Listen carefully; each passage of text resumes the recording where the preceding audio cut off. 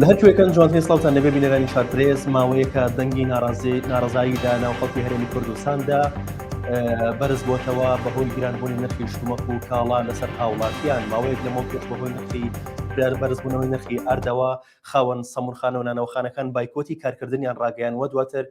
هەم فرۆشیار هەم کڕیار دەنگی ناڕزاییان بەرز کردەوە بەهۆی بەرزبوونەوەی نرخی کاڵا و شتومەکان بە تەواوی لە هەرێمی کوردستاندا بەهۆی بەرزبوونەوەی نرخی دۆلار لە عێراقدا. چگە لەمانەش ماوەی زیاتر لە 10 ڕۆژە مامۆستایانی وانە لە سەرجەم پارێزگاکانی هەرێمی کوردستاندا بایکۆتیان کردووە و دەنگی ناڕزاییان بەرز کردووە سەبارەت بە دامەزراندنیان لەلایەن حکوومەتەوە کە ئەوەندەی بەرپرسانی پەروەردەکانیش باسی دەکەن ئەو مامۆستاوانە بێژانە پێویستیەکەن لە ئێستادا بۆ پەروەردەکان بە تایبەت پەروەردەکانی دەرەوەی شاریان ڕاگرتووە و ئەمڕۆ جگە لە خۆپشاندانی مامۆستایانی وانەبێش خۆپشاندانی خاوەن شۆفێرانی پاسی ناوشاری سلێمانی ئەنجام درا بەهۆی گرانبوونی نرخی بەنزین و گازەوە و لەگەڵ ئەوەشدا خاوەن سیتیەکان خاوەنیەکانی نیشتەجێبوون لە ناوشاری سلێمانی سەردانی قایمقامەتی سلێمانیان کرد ئەوانش بە هەمان شێوە گرفتی ئەویان هەیە کە نرخی غاز بەرز بۆتەوە و ئەگەر هەر لەسەر ئەو نرخە بەردەوام بێت ناچارن لەسەر دانیشتوانی ئەو یەکە نیشتەجێبووەکان نرخی خزمەتگوزاری بەرز بکەنەوە. بۆ گفتوگۆکردن لەسەر ئەم مژارە میوانێک لامان میوانە بەڕێز پشت دەربابە کرد چاودێری سیاسی و هەروەها هاوکارانم لە شاری سلێمانی و لە شاری دوهۆکەوە زانیاریمان پێدەن. سەرەتا ئەچمە شاری سلێمانی مەریوان سڵاوت دەبێ زانیاری تازەچی هەیە ئەمڕۆ لە شاری سلێمانی سەبارەت بە خۆپشاندانەکانی کە ئەنجام بدەن. بەڵێ ڕەوان سڵاو بۆ تۆ سڵاو بۆ تەواوی بینەرانی شارپرێس و بەخراتی میوانەکەشت دەکەم بۆ ستۆدیۆی شارپرێس. دیارەوەکو ئاشکراوەکو بەڕێزت ئاماژەت پێدا گرانی نرخی کاڵا و شتومەکەکان لە ماوەی ڕابردوودا بە یەکێک لە هۆکارەکاندا دەنێ بۆ ناڕەزایەتی هاوڵاتیان و نیگەرانی هاوڵاتیان کە ئەمەش هۆکارە بۆ ئەوەی کە هاوڵاتیان ناڕەزایەتی خۆیان دەرببڕن لە ڕێگەی گرتبوونەوە و خۆپشاندانەوە. ئەوەی کە تێبینی دەکرێت بە دیاریکراوی لە دوای ئەنجامدانی هەڵبژارنە پێشوەختەکەی پەرلەمانی عێراقەوە گرانی نرخی کاڵا و شتومەکەکان یاخود نرخی شتومەکەکان و لە ناویشیاندا نرخی بنزین بە شێوەیەکی بەرچاو یاری بە نرخەکەی دەکرێت ئەمەش بۆتە مای بەرگرانی بۆ سەرجەم شۆفێران لە هەرێمی کوردستان و پارێزگای سلێمانی بە دیاریکراوی. من دەمەوێت زۆر بە کورتی ناڕەزایەتی بەشێکی زۆر لە چین و توێژەکان لە هەرێمی کوردستان و بە دیاریکراوی لە پارێزگای سلێمانی بە بینەرانی شارپرێس و بە ئێوە ڕابگەێنم. دیارە ئەوەکو خۆ دامەژت پێدا لە پێشێکەکان لە ئێستادا ماوەی 10 ڕۆژەکە ژمارەی تقریبا نزیکەی 23,000 مامۆستای وانەبێژ لەسەر تاسەری هەرێمی کوردستان کە پشتێکی ئەم ژمارەیە بەر پارێزگای سلێمانی دەکەوێت گربوونەتەوە لە بەردەم بەڕێوەبەرایەتی گشتی پەروەردەی سلێمانی. دیارە داوا دەکەن مامۆستایانی وانەبێژ کە لە چوارچێوەی وەزارەتی پەروەردەدا لە چوارچێوەی سیستەمەکەدا بکرێنە وانەبێ بکرێنە مامۆستای فەرمی و ئەو داهاتەی کە بۆیان دیاری کراوە ئەو موچەیە دیارە بەشی پێویستیەکانی ئەوان نەکە. ئەمە نیگەرانیە لای بەشێکی زۆر لە مامۆستایانی وانەبێژ و ئەمڕۆ لە بەردەم نووسینگەی پەرلەمانی کوردستان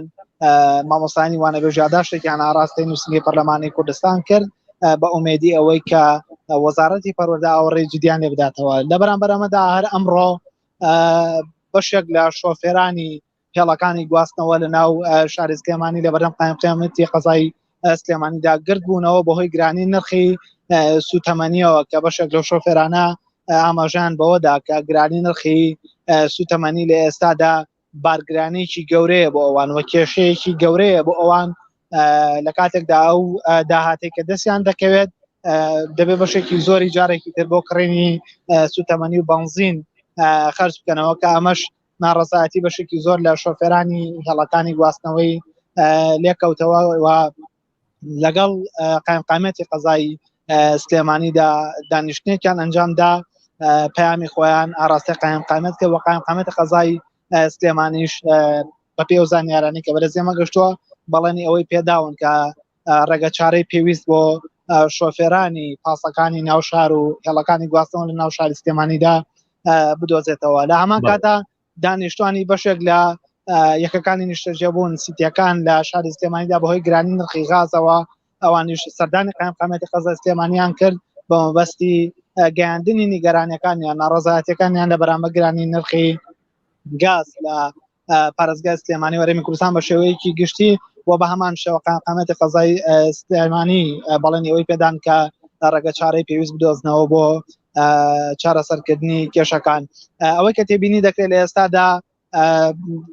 ناڕزایەتیەکان لەسەر تاسەری هەرێمی کوردستان وە لە پارێزگاکانە بەرفراوانێکی گەورەتر بەخۆوە دەبینێ و لە ئێستادا پێی ئەو زانیارانەی کە دەستی شارپرێس کەوتووە لە ئێستادا لەسەر جەم پارێزگاکان و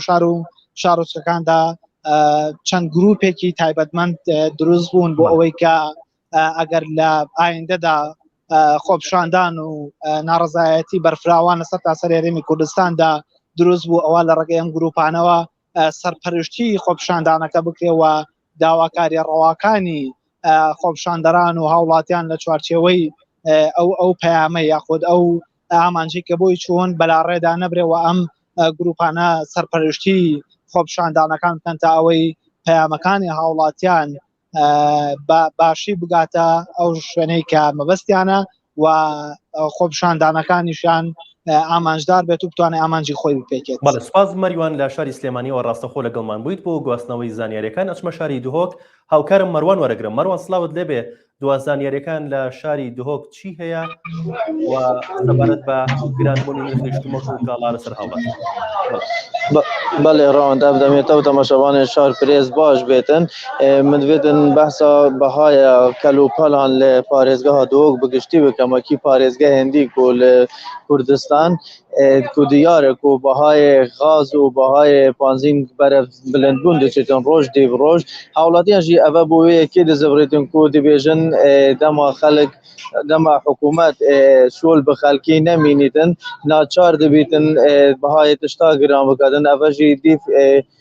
دیف یاسا و ڕێسایە خۆیە حوسا بڕێوە دەچیتن ji bilî bihayê gaza û benzîna min dibêtin amaje bi wê yekê bikim ku evro biryar bû ku beşek ji xudanên nanpêjiya xirvebûnek encam bidin li ser giranbûna bihayê gazê belê hetanok ew xirvebûn nehatbû encamdan geva wê yekê dikin ku xirvebûnek jî bihête encamdan dijî vê biryarê ku hikûmet derkiriye bihayê gazê giran bûye ku li niha da li nav senterê parêzgeha dok hindek ciha ku gaz çûye 12,000 û hindek ciha 15 heta 20,000 jî dihête firotin wekî diyar ku em berev zivistanê diçîn ku xelek pêtivî bi bihayê sutemeniya gazên spiye vêca ev jî bûye dilgiranî ji layê xelkê ve bi bihayekê yekcar zêde bilind bûye nêzîkî 20,000 çûye ser her bermîlekê ev jî bûye dilgiranî ji layên hawlatiyan ve li sunûrên parêzgeha Duhokê da di heman dem da kelûpel bigiştî li vê parêzgehê da berev giranbûn çûye ev jî bûye dilgiranî ji layên hawlatiyan ve hawlatiyan dibêjin ku hikûmet berî intîxabat bête kirin kareba hebû av hebû hemî tişta hebû belê dema dengdan dawî hatin ev yeke jî hemî bi dawî hatin û hikûmet bo yekî dizîvirît ku demê şol bi xelkî nemînitin ew jî bihayê tişta giran dikin ev zanyariyan bû li sunûrê parêzgeha Duhok. بەڵێ سپاس مەروان بۆ بەشداریکردن بۆ گەیاندنی زانیاریەکان بە ئێمە و بینەرانی شار پرێس.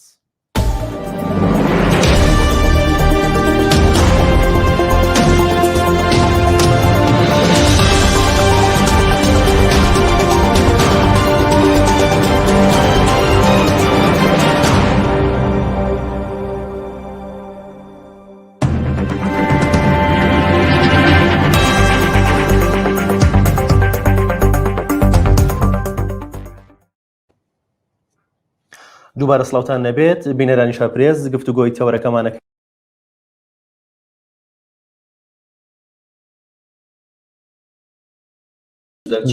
ئەو نەڕزاییانەی هاوڵاتیان بەلاڕێدان نەبرێن و بە منەزەم بە شێوەیەکی منەزەم ئامانجەکەی خۆی ببێت. زۆر سپاس بۆ دەرفەتە لە ڕاستیدام پێم وایە دەبێ ئامانجەکان گەورەتر ببینرێ چونکە بەم ئامانجانە یعنی هەر ڕۆژە چینێک بۆ مافێکی سەرەتایی بۆ مافێکی دیاریکرا و خۆپیشاندام کە ڕەنگە ئامانجەکانی خەڵک بە شێوەیەکی گشتی بەدینێن یعنی ئەگەر خۆپیشاندانی مامۆسایانی وانە بێژ بێ دەبێت هەموو چوونی تۆژەکان پشتیوانی بکەن و ئەگەر خۆپیشاندانی خاوەن پاسەکان هێڵەکانی ناوشار بێ دەبێت چین و تۆژەکانی تر دوکاندارەکان و هەمویان پشتیوان بن و بەشدار بن تێدا هەرچەندە من گومانم هەیە لەوەی کە ئەم دەسەڵاتە لە ڕێگەی خۆپیشاندان و لە ڕێگەی خەباتی مەدەنیەوە گوێ بگرێیان فشاری لێ بکرێ بۆ چاکسازی ئەمە خاڵی یەکەم کە دەبێت چین و تۆژەکانی کۆمەلگا یەک بگرن خاڵی دووەم ئامانجەکانیان گەورەتر بکەن و بگۆڕن بۆ ئامانجی سیاسی بۆ گۆڕینی سیستمی حکومڕانی بۆ گۆڕینی سیستمی سیاسی بۆ گۆڕینی دەسەڵاتی سیاسی لە هەرێمی کوردستان چونکە ئەم دەسەڵاتە شکستی هێناوە و ئەم دەسەڵاتە هەر ئێمە ناڵێن شکستی هێناوە ئەم دەسەڵاتە ئینتیخاباتی ئەم جارەی دەیدە پێمان دەڵێ شکستی هێناوە بایکۆتی خەڵک بەرزی ڕێژەی بایکۆتی خەڵک بەرزی سووتاندنی دەنگەکان پوچەڵی دەنگەکان هۆشداریدانی کۆمەلگای نێودەوڵەتی هۆشداریدانی بلاسخارد نێردەی نەتەوەی گرتووەکان دۆخی هەرێم لە راپۆرتەکانی وەزارەتی دەرەوەی ئەمریکا دۆخی هەرێم لە راپۆرتەکانی یەکێتی ئوروپا دەستگیرکردنی چالاکوانان و ڕۆژنامەنووسان و سەربەنخۆنەبوونی دادگاکان و دۆخی بژێوی ژیانی خەڵک و ڕاکردنی گەنجەکانی ڕۆژانە بە سەدان گەنج کە ئەم وڵاتە بەجێ دەهێڵم و بە ئەنواع ڕێگەی ئاوی و ڕێگەی ناخۆش و ناڕەحەتی دەیانوێت ئەم وڵاتە بەجێ بێڵن و ناڕەزایەتیەکانی ساڵانی پێشوو و هەموو ئەمانە پێمان دەڵێ ئەم دەسەڵاتە شکستی هێناوە و ئەگەر سەیریشی کەین سەیری یەک بە یەکی ئەنی هەر بە دیاریکراوی بە تەحدید سەیری یەک بە یەکی جونگەکانی ناو وڵاتەکە بکەین ناو شارەکان بکەین هەر کەرتێک سەیری بکەین بۆمان دەردەکەوێت بەڵگەی حاشا هەڵنەگرمان هەیە کە ئەم دەسەڵاتە شکستی هێناوە لە هیچ شوێنێکی گۆی زەوی نییە وڵاتێک خۆی خاوەنی نەوت بێ و قەیرانی سوتەمەنی هەبێ لەم گۆی زەویە هیچ شوێنێک نییە خۆی وڵاتێک 500,000 بەرمیل نەوتی ڕۆژانەی هەناردە هەبێ و 5 ملیۆن بێدانیشتوانەکەی کەچی کێشەی سوتەمەنی هەبێ لەم گۆی زەویە هیچ وڵاتێک نییە خۆی احتیاتێکی گەورەی غازی هەبێ کە زیاتر لە 5 تریلیۆن پێسێجا غازی سروشتی هەبێ کەچی دانیشتوانەکەی بەبێ غازی بەدەست بێغازیەوە بناڵێنن لەم گۆی زەویە هیچ وڵاتێک نییە 30 ملیار مەتر مربع ئاوی خواردنەوەی شیرینی هەبێ ساڵانە کەچی هاوڵاتیەکانی ئاوی خواردنەوەیان نەبێ هاوینان بەدەست بێ ئاویەوە بناڵێنن لە ڕاستیدا هیچ وڵاتێک نییە 100 ملیار دۆلاری بۆ هاتە بێ لە ماوەی کەمتر لە 20 ساڵە بەڵام زۆری مەکتەبەکانی دوودەوام و سێدەوام بن کەرتی تەندروستی کەرتی پەروەردە کەرتی پیشەسازی هەموو کەرتەکان داڕمان هەموو کەرتەکان داتەپین کەرتی گشتی هەڵاو سێنرا بە کادیری حزبی بە موچەخۆری حزبی بە بندیوار بۆ کڕینی وەلا بۆ انتخابات بۆ هەڵبژاردن کەرتی تایبەتیش کۆمپانیەکانی حزبە کۆمپانیەکانی حزبیش دەستیان بەسەر قوت و ژیانی خەڵکا گرتووە دەستیان خسۆتە بینەقاقای خەڵک لە ڕاستیدا هەموو ئەو کێشانێکی ئێستا من و تۆ لێرە کۆ کردوینەوە ئەگەر ئێستا کۆمپانیەکانی حزب دەستبەرداری بن لە ماوەیەکی کەمە ئەم کێشەیە تا ڕادێکی زۆر چارەسەر دەبێت کەرتی سوتەمەنی ئەگەر کۆمپانیەکانی حزب دەستبەرداری هێنان و دابەشکردن و فرۆشتنی سوتەمەنی ببن بە ئاسانی دەتوانرێت چارەسەر بکرێت یعنی کارێک نییە نەتوانرێت چارەسەر بکرێت بەڵام بەرژەوەندی کۆمپانیا حزبیەکان لە سەروی بەرژەوەندی هاوڵاتیانەوە دەبینرێت بۆیە ئەم قەیرانانە نەک هەر چارەسەر نابن بەڵکو ڕۆژ بە ڕۆژ گەورەتر دەبن ڕۆژ بە ڕۆژ ژیانی خەڵک خراپتر دەبێت ڕۆژ بە ڕۆژ ڕێژەی هەژاری ڕێژەی بێکاری ڕێژەی خۆکوشتن ڕێژەی هەڵاتن ڕێژەی کۆچکردن ڕێژەی جیابوونەوە ڕێژەی پیری قەیرەیی ڕێژەی هاوسەرگیری نەکردن هەموو ئەمانە لە کوردستانە بەرز دەبن ئەمێ بپرسم ئێستا ئێمە پایانێرەمان بۆیە داڵ کرد سەرەتا بۆی کە ئەو دەنگە ناڕازیانەی و ئەو ڕەخنە و تێبینیانەی کە هاوڵاتیان هەیەە لە دەمی پایانێرانمانەوە بیرمان بێتەوە ئەم کێشە و گرفتانە ئەمەندە قورسە حکومەت نەتوانێت چارەسەری کات لە ڕاستیدا نەک هەر قورس نییە وڵاتێکی وەکو سەنگافورە خۆی نەوتی نییە نەوت لە وڵاتان دەکرێت بەس پاڵاوگەی داناوە پاڵاوگەی دروست کردووە خۆی نەوتی خاو لە وڵاتان دەکرێت دەیکا بە بنزین و نەوت و گازوایل هەر ئەو نەوت و لەسەر خاکی وڵاتەکەی خۆی دەیپاڵەوێ بە وڵاتانی تری دەفرۆشێتەوە ساڵانە ملیاران دۆلاری لێ قازانج دەکات یعنی نەوت لە وڵاتان دەکرێت لە پاڵەوگەی خۆی داناوە لە پاڵەوگەکانی دەیپاڵێوێت دوایی بنزین و نەوتەکەی دەفرۆشێتەوە بە وڵاتانی تر بەس لە پرۆسەی پاڵاتنی نەوتە بە ملیاران دلار ساڵانە قازانج دەکات سنگافورە ئێوەش دەتوانن بە دوواداچوون بکەن بزانن داخوا سنگافورە چۆن بوو بەم وڵاتە ئەمە قورس نییە یعنی وڵاتێک خۆی خاوەنی زیاتر لە 40 میلیارد بەرمیل دەگینەوت بێ ئەزمەی سوتەمەنی بۆ 5 میلیۆن کەس بەڕاستی یعنی لە کۆمیدیا دەچێت لە نوکتە دەچێت لە واقع و ڕاستی ناچێت وڵاتێک زەی گەورە و بچووکی هەبێ و بڵێ وڵا ئاوی خواردنەوەی نییە وڵاتێک 30 میلیارد مەتر ئاوی ساڵانە ئاوی شیرینی هەبێ و بڵێ وڵا هاوڵاتیەکانی لە شۆڕش و چەمچەماڵ بە 20 ڕۆژ جارێک ئاوی خواردنەوەیان پێدەدرێت ئەمە نازانم بڵێم تراجیدیایە یا کۆمیدیایە یعنی وڵاتێک 6 ملیۆن دۆنم زەوی کشت و کاڵی دێمەکار و 2 میلیۆن و نیو زەوی بەراوی هەبێ بڵێ سەبەتەی خۆراکەکەی لە وڵاتانی دراوسێوە دێت و خۆی هیچ ئینتاجی نییە یا ئینتاجی بەشی پێداویستەکانی ناوخۆی ناکە دلیلی ئەوەیە باشترین دلیلە کە لەوەی کە سیستمی حکومڕانی لە وڵاتەدا شکستی هێناوە سیستمی حکومڕانی لە هەرێمی کوردستان بەڕاستی شکستی هێناوە و بەڕاستی دەرفەتی مانەوەی نەماوە بەڕاستی ئاسۆی مانەوە نەماوە بەڕاستی هەموو ئەوانەی کە لە خەمی کوردان لە خەمی هەرێمی کوردستاندان لە خەمی قەوارەکەیدان لە خەمی ئەوەدان بە ئاشتی گۆڕانکاری کۆمەڵایەتی بکرێت لە خەمی ئەوەدان کە چیتر گەنجەکانمان هەڵنەیەن چیتر لە ئیجەدا نەخنچێن چیتر لە بینی بیلاڕوسیا و پۆڵەندادا ڕق نەبنەوە چیتر لە وڵاتان داوای مافی پەنابەرەتی نەکەن دەبێ بیر لەو دۆخە بکەنەوە دەبێ بیر لەوە بکەنەوە کە یەکێتی و پارتی لە دەسەڵات دوورخەنەوە و ڕێگاکانی خەباتی مەدەنی و هەموو جۆرە خەباتێکی مەدەنی بە شێوەیەکی پشودرێژانە تاقی کرانەوە و ئەنجامێکی ئەوتۆیان نەدا بەدەستەوە لە ئێستا بەدواوە گەلی کوردستان خەڵکی کوردستان بە دیدی من پێویستی بەوە هەیە بە خۆداچوونەوەیەکی جددی لەگەڵ ئەم دەسەڵاتە بکات چونکە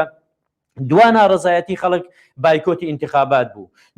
دوا بەڵگەی ئەوەی کە خەڵک ئەم دەسەڵاتی قبول نییە ئەم دەسەڵاتی بەجێ هێشتووە ئەم دەسەڵاتە ڕازی نییە بەم دەسەڵاتە بەشداری نەکردنی خەڵک بوو لە انتخابات لە هەڵبژاردننی پەرلەمانی عێراق ئەمە دوا مەسجە کە هاوڵاتیانی کوردستان ئاراسی کۆمەلگای نێودەوڵەتی ئاراسی هێز عێراقیەکان ئاراسی هێز کوردستانیەکان ئاراسی هێز ناوخۆیەکانیان کرد کە ئەوان ئەم دەسەڵاتیان قبول نییە دەسەڵاتێک ناتوانێت لە ماوەی 30 ساڵ سێ پاڵەوگەی معقول دروستکە بۆ ئەوی محتاجی بنزینی ئیماراتی و تاجیکستانی و قەتەڕی و ئێرانی و تورکی نەبین یعنی شایانی ئەوە نییە بمێنێتەوە شایانی ئەوە نییە بەردەوام بێ لە حکومڕانی دەسەڵاتێک ناتوانێت لە دوکانەوە بۆڕێکی ئاو ڕاکێشێ بۆ چەمچەماڵ لە سەدەی دوکانەوە بۆ چەمچەماڵ ناتوانێت ڕایکێشێ یعنی بەڕاستی شایانی ئەوە نییە پێی بگوترێ حکوومەت پێی گوترێ دەسەڵات پێی بگوترێ فەرمانڕەوا دەسەڵاتێک لە 30 ساڵە گرفتانی کە باسێکی چارەسەرکردنی ئەمەندە ئاسان بێ حکوومەت بۆ نمونە لایەنە سیاسیەکان بۆ لەباتی بانگەشەی هەڵبژاردن کە یانە سەر تەلەڤیزیۆن و ئاگامان لە بەڵێنەکانیانە کە بە هاوڵاتیانیان بوو بە چارەسەرکردنی ئەو گرفتانە بانگەشە بۆ خۆیان ناکەن دەزانی هەموو ئەو کێشانەی کە تۆ دەیبینی هەرچی معاناتی خەڵک هەیە بۆ دەسەڵات ینی پرۆژەیەکی بزنسی گەورەی داراییە ئەگەر کۆمپانیەکانی حزب لە سوتەمەنی ساڵانە زیاتر لە ملیارێک دۆلار قازانج نەکەن بەیانی ڕەنگە دەرفەتی ئەوە هەبێ کێشەی سوتەمەنی لە هەرێمی کوردستان چارەسەر بکرێت ئێمە بەبیرمانە لە 2016 حکوومەت هێرێم لە چوارچەوەی کارنامەی چاکسازی پرۆژێکی چاکسازی ڕاگەیان کە سێ پاڵەوگەی گەورە لە سلێمانی و هەولێر و دهۆک دروست بکرێت کوا بۆ دروست نەکرا یعنی ئەگەر مەسەلەکە بازرگانیکردن نییە بە معاناتی خەڵک بە ناڕەحەتی خەڵک بە بژێوی خەڵک بە قورسکردنی ئەرکی ڕۆژانەی خەڵک یعنی دروستکردنی پاڵاوگە و هەرزانکردنی نەوت من ناڵم یعنی بەڕاستیەکەی ناڵم نرخی نەوت سوتەمەنی زۆر دابەزێنن دەڵێم پاڵاوگەیەک دروستکەن بە سعرێکی معقول نەکوەک پاڵاوگەکانی خۆیان کە لە دنیادا پاڵاوتنی بەرمیلێک نەوت بە 1 بۆ 5 دلار ئەوان بە 17 دلار عقدیان لەگەڵ کۆمپانیەکانی خۆیان کردووە لەس حسابی بودجەی گشتی بەرمیلێ نەوت بە 17 دلار بپاڵێون آخر تۆ ئەم سیاستت هەبێ بتەوێ زۆرترین داهات بۆ کۆمپانیەکەی خۆت بەرجەستەکەی سیاسەتی ئەوەت هەبێ لە ڕێگەی کۆمپانیەکانی خۆتەوە بنزین و سوتەمەنی 1 ملیۆن و نزیکی 700,000 ئۆتۆمبیل دابینکەی و خۆت قازانجی هێنانی سوتەمەنی قازانجی گومرگی سوتەمەنی قازانجی کۆمپانیەکەی سوتەمەنی فرۆشتنی سوتەمەنی هەمووی بۆ کۆمپانیەکەی خۆت بێ و خەڵکیش ڕێژەی هەژاری و برسێتی ڕۆژ بە ڕۆژ زیاتر بێ ئەم سیاستە ناتوانێت چارەسەری کێشەکانی خەڵکە ئەم سیاسەتە ناتوانێت چارەسەری معاناتی خەڵکە لە ڕاستیدا پێویستی بە پرۆژەی نیشتیمانی گەورە هەیە پرۆژەی بەهێزی نیشتیمانی پێویستی بەهێزی نیشتیمانی گەورە هەیە پێویستی بەو هێزانە هەیە کە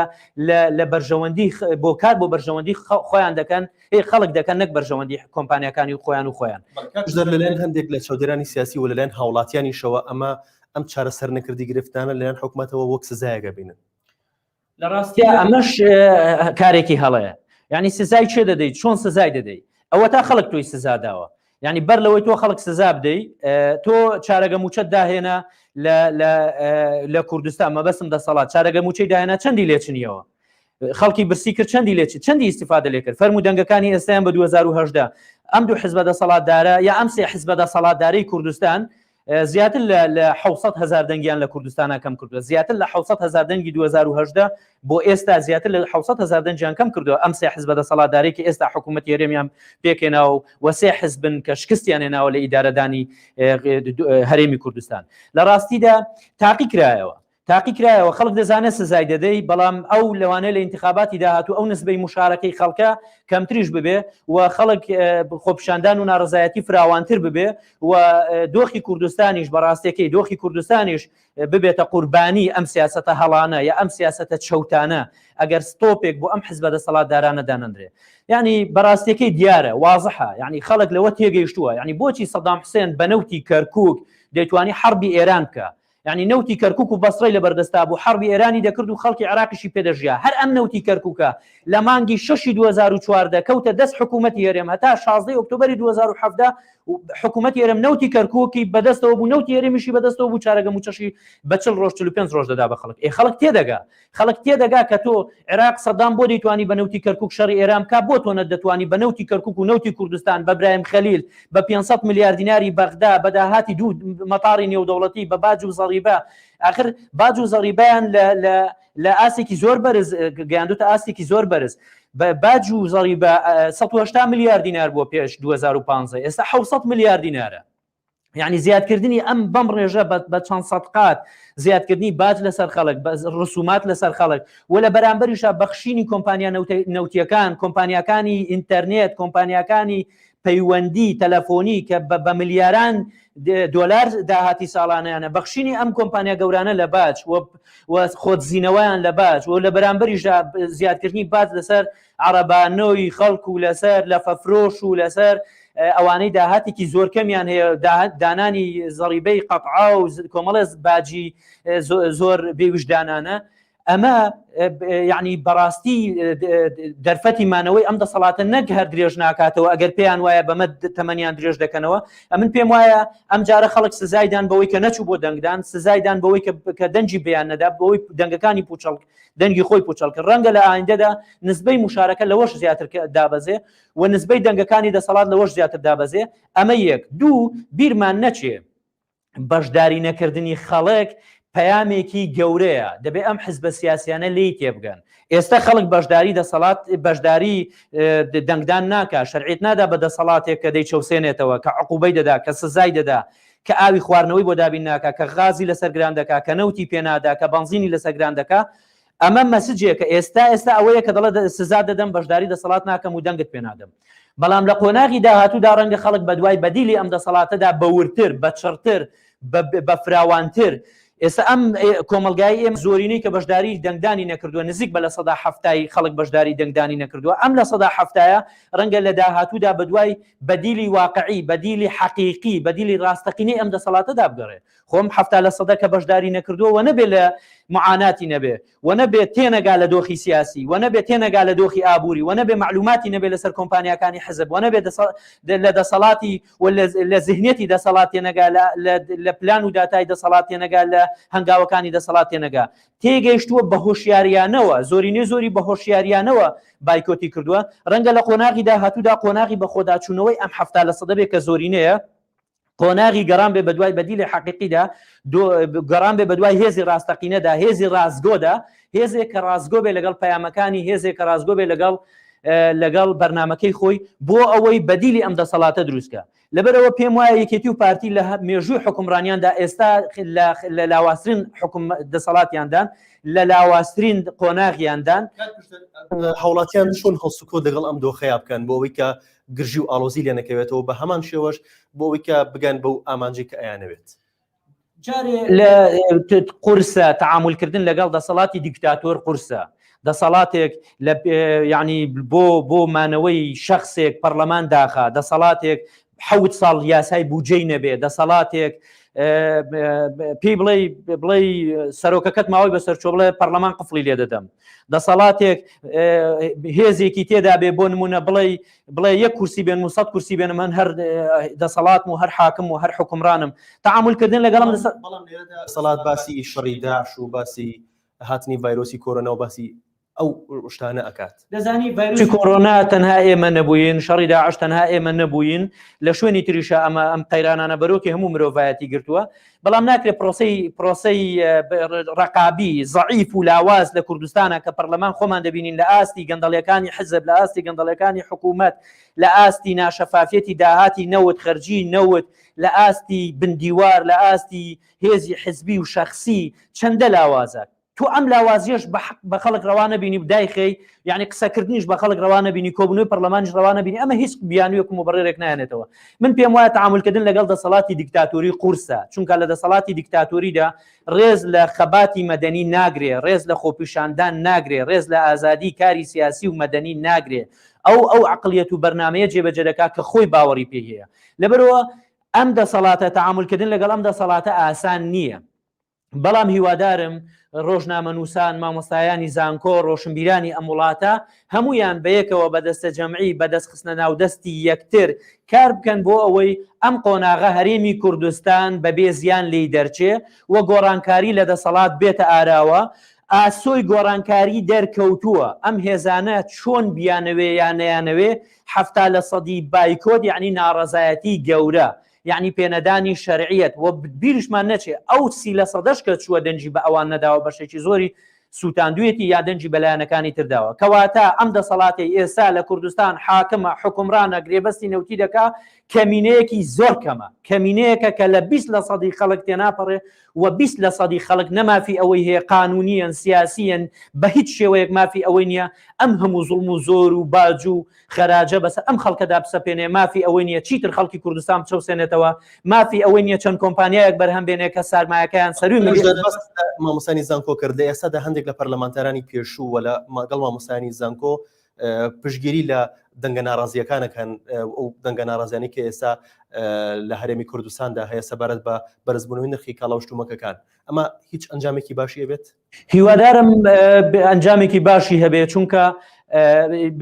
دەزانی بەڕاستی خەڵک لە قۆناغی بێئومێدیدایە، لە قۆناغی بێئومێدی گەورە، نەک بێئومێدی، یعنی بێئومێدی گەورە، لە قۆناغی بێئومێدی گەورەدایە. ئەم قۆناغی بێئومێدی گەورە هەموو سیناریۆکان کراون، هەموو دەرگاکان کراون و هەرێمی کوردستانیش تا ئێستا قاوەنی قوارێکی بەهێزی گەورەی ئەوتۆ نییە و هەڕەشەی زۆری دەرەکی و ناوخۆیی لەسەرە. دەبێ ئەم بەرپرسیارەتی هەموو لایەکە بۆ پەڕی هەڵوێستەوە، بۆ پەڕی بەرپرسیارەتیەوە، بۆ پەڕی هەستی بەرپرسیارەتیەوە تعامل لەگەڵ ئەم دۆخە بکەن، لەگەڵ ئەم قۆناغە بکەن و هەوڵ بدەن کوردستان بە کەمترین زەرەر لەو کێشانەی کە دێنە پێشەوە ڕزگاری ببێت لەلایەکی تریش هەوڵ بدەن هەموو لایەک لە دەوری یەک پرۆژەی نیشتیمانی، لە دەوری یەک سەرکردایەتی کۆ ببنەوە بۆ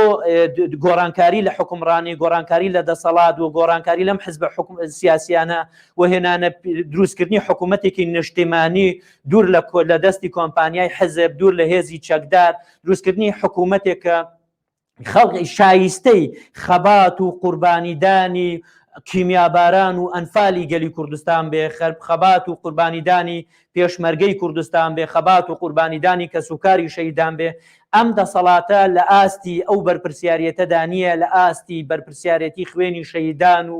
ئەنفال و کیمیاباراندا نییە لە ئاستی ئەم هەموو ناڕەحەتی و کۆڕەوەدا نییە کە بەسەر خەڵکی کوردستانە هاتووە بە بەڵگەی ئەوەی دوای ئینتیفاضە دوای 1991 نەیانتوانی ژیانێکی شەرەفمەندانە ژیانێکی خۆشگوزەرانانە بۆ خەڵکی کوردستان دابین بکەن. ئەمڕۆ قەیرانێک دروست دەکەن هەتا قەیرانێک چارەسەر دەکەی سێ قەیرانی تر ڕوو لە هەرێم دەکا هەتا نرخی شتێک یعنی هەموو ئەو شتانەی کە لە کوردستانە نرخیان بەرز دەبێتەوە جارێکی تر نرخیان دانابەزێتەوە ئەمەش بارقورسیە بۆ سەر خەڵکی هەژار و کەم دەستی کوردستان کە بەشی زۆرینەی خەڵکی کوردستان پێک دێنێ. ئەمە یەک دووش من نامەوێ هەندێک شت هەیە بەڕاستیەکەی ینی بەوازحی دەمەوێت ئەوە بڵێم ئەو مەسجە بڵێم هەموو ئەو شتانەی بەرز بوونەوە ئەگەر بە دوواداچوونی بۆ بکەی دەبینی یان کۆمپانیایەکی حەزب یا حزب یا مەسئولێکی حزب لە پشتێتی ینی ئەو شتانەی بەرز دەبنەوە بە ئاسانی هەر لە خۆیانەوە بەرز نابنەوە چونکە کاڵا و پێداویستی ینی هەندێک کاڵا هەیە لە کوردستانە بە ڕێژەی لە 100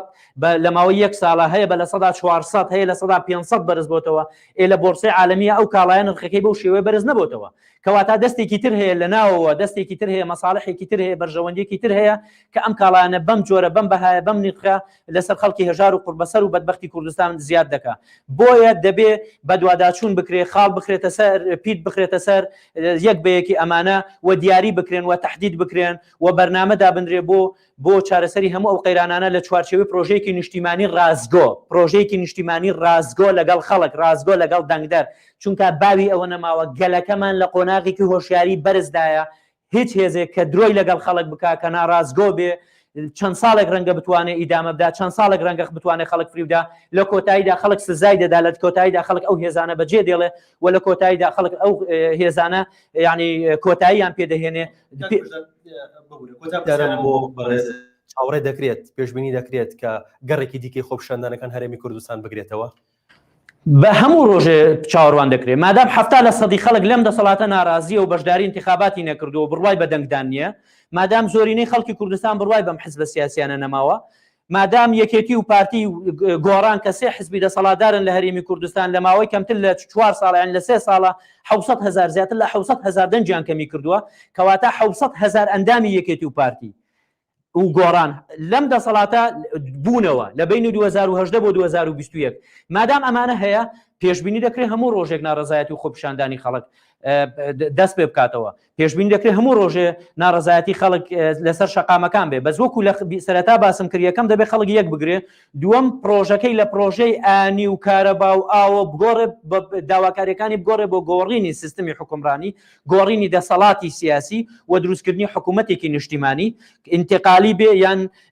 موقت بێ بۆ ئەوەی کوردستان لەم قۆناغی انتقالی ڕزگار کا بیباتە قۆناغێکی باشتر و کوردستانیش لەم کێشە و گیرۆگرفتان ناوخۆییانە و لەو هەڕەشە دەرەکیانە بپارێزێت چاودێری سیاسی لە ستودیۆی گۆڕمان ئامادە بوو سپاس بۆ هاوکار لە شاری سلێمانی و شاری